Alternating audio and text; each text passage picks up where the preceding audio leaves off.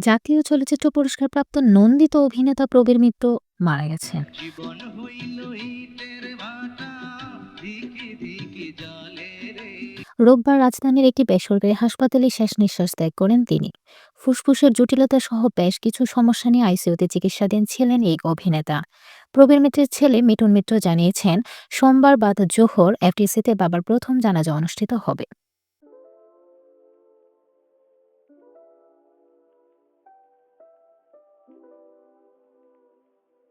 ১৯৪৩ সালে ১৮ আগস্ট কুমিল্লার চান্দিনায় জন্মগ্রহণ করেন বর্ষীয়ান এই অভিনেতা। তার পুরো নাম প্রবীর কুমার মিত্র।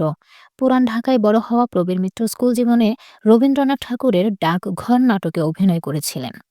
১৯৮২ সালে বড় ভালো লোক ছিল সিনেমায় অভিনয়ের জন্য জাতীয় চলচ্চিত্র পুরস্কার পান তিনি।